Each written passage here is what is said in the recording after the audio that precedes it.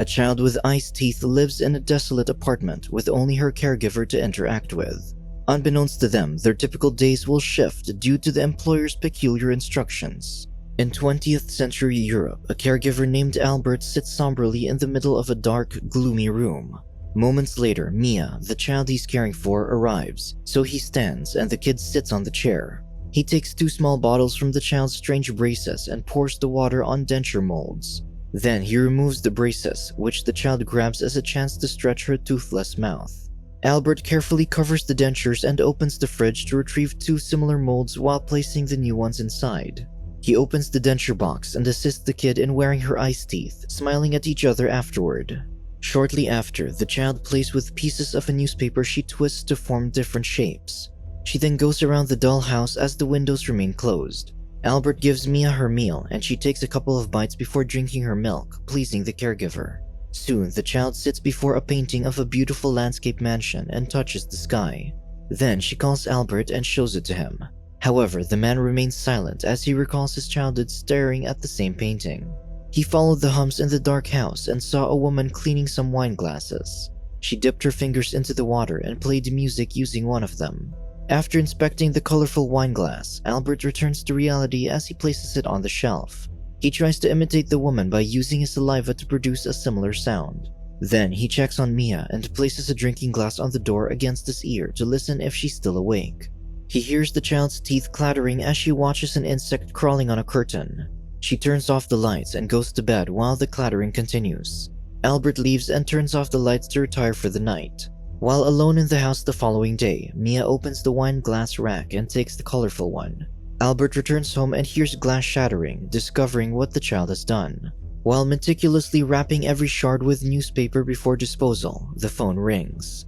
The master asks about Mia's well-being, so Albert reports that everything, including the teeth, is going well. The master informs him that his month's full remittance has been processed and asks if he needs anything else, before declaring that this is the last he'll get.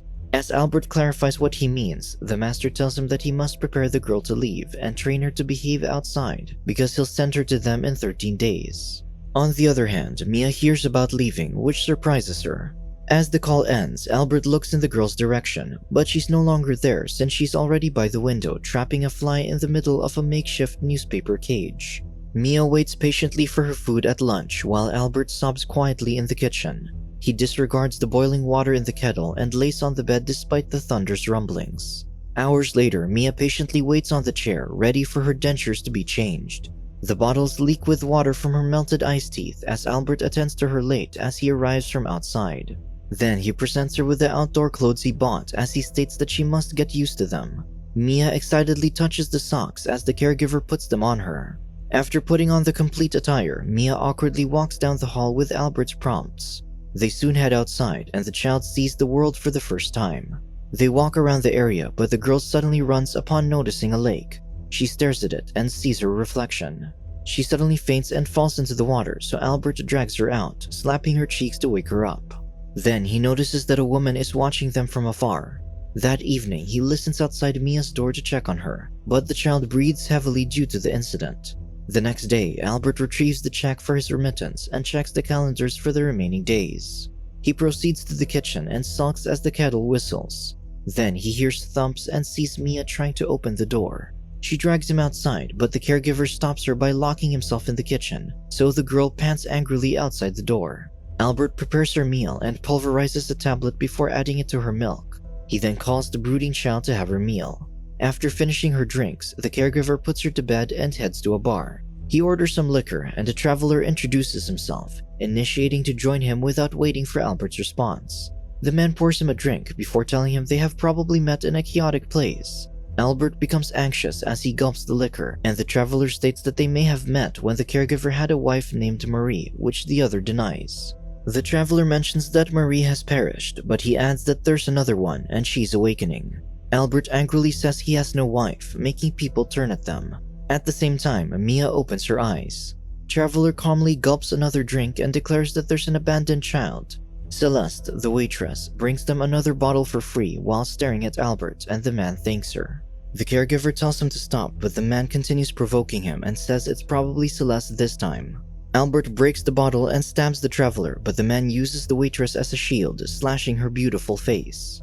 A stranger named Lawrence attends to the injured waitress while the perpetrator hurriedly leaves. He sobs as he remembers how Marie passed away during childbirth. At home, Mia isn't able to wait for Albert and tries to wear her dentures alone, but she fails. She heads to his room and checks how his teeth look, but the drunk man just turns his back to her and resumes sleeping. The child sees her reflection in a mirror and touches her melted teeth. Hours later, Albert receives a call from the master and reports that everything is how it should be while Mia watches him. On the other hand, Celeste awakens in the hospital with Lawrence, reassuring her that he'll take care of everything. The man speaks with a nurse to transfer the patient to a private room regardless of the cost. Once in the private room, a nurse serves her food, but she refuses to eat. Lawrence volunteers to feed her, and she tries to eat some soup. Afterward, she's given a pain reliever. Meanwhile, Albert inspects a newly colored wine glass. He remembers to check on Mia, and he sees her in front of the opened windows, staring at nothing, so he pulls the blinds and shuts them again. That evening, he finds difficulty sleeping, and he awakens due to Marie's humming as she stands brightly by the window while caressing her pregnant belly. She stares angrily at him, so he awakens from his dream. Then he notices the doorknob moving and turns away from it as Mia tries to enter. In the hospital, a nurse injects Celeste with medicine and she falls asleep. Once she does, she's transported to another room where a doctor runs some tests. Lawrence anxiously waits, and the doctor tells him she's generally healthy and has no inappropriate infections that can be passed on. In the apartment, Albert impatiently puts on Mia's dentures, and despite being hurt, the child bears it silently and stares at her caregiver, who is smoking shamelessly in front of her. That evening, the child crouches on the bed as her mouth bleeds. Albert asks the apartment's cleaner to request the master's help with the teeth. On the other hand, Lawrence asks Celeste to come with him on the 6th of the month as a guest at his mother's house. Afterward, she heads home and sits, kissing a child's photo. Meanwhile, Albert searches for something on the painting and sees a basket before the door of the mansion. As the lighter flickers, the basket is gone, so he leaves. Then he converses with the cleaner again, asking her repeatedly if she already informed the masters that they need assistance, but the lady remains silent. All the while, the telephone rings, but when he takes the phone, the call ends. The cleaner asks Mia if she's okay, and upon noticing the woman, Albert curses her, so the child runs inside. He picks up the phone he left hanging and hears that it was just hanging. In the hospital, a nurse removes Celeste's bandage on her face. Lawrence patiently waits and hands her a mirror where she sees her hideous scar. Later, Celeste and Lawrence walk together, and as they walk on the bridge, Celeste tells the man she'll come with them. However, she remains distant as she stares ahead. She's startled upon seeing a child faint and fall into the lake while a man drags her by the feet to rescue her. That evening, a dentist arrives at the apartment with his cat. Mia puts the feline in her room, but Albert interrupts her. The child refuses to head back to the kitchen, so the caregiver tries to snatch the cat, but it hisses angrily at him. Mia gently puts it back in her cage and follows her caregiver. Albert places her on the table as her gums continue to bleed. The dentist instructs him to leave them alone, and he checks her mouth.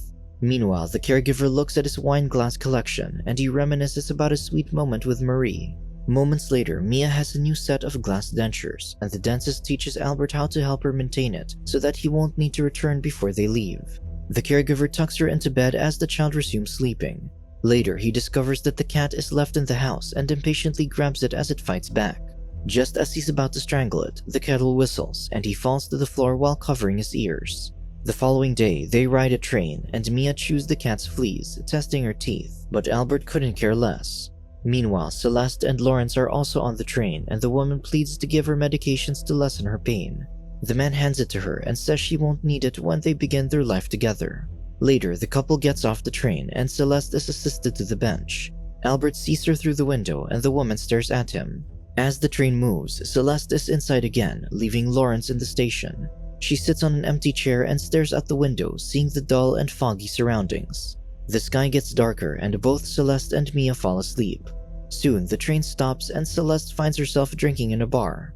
A bartender approaches her and gives the quiet woman a free drink. As she drinks it, she sees Albert doing the same, so she heads to her room. She lays on her bed and envisions the caregiver cutting food for Mia at a dinner table. Mia takes a bite of her food as Albert watches her. Meanwhile, Celeste chews in her sleep as she dreams about the caregiver. She opens her eyes and begins choking as Albert feels the same. He and Celeste catch their breath simultaneously. Then he notices his different reflection on the metal food cover. Suddenly, Marie faces Mia at the dinner table as the woman reaches out to hold the girl's hand.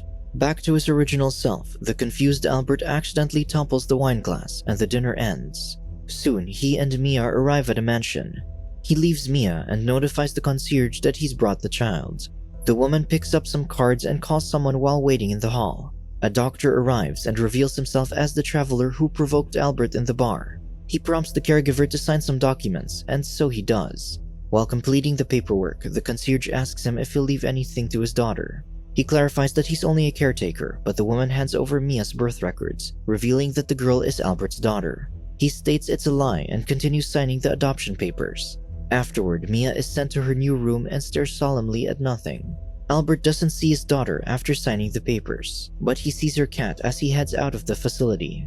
Once he's far from the mansion, Albert glances at it again, which looks strikingly similar to the one in the painting. Moments later, he walks toward the facility and sees Marie in front of the building, striding to meet him.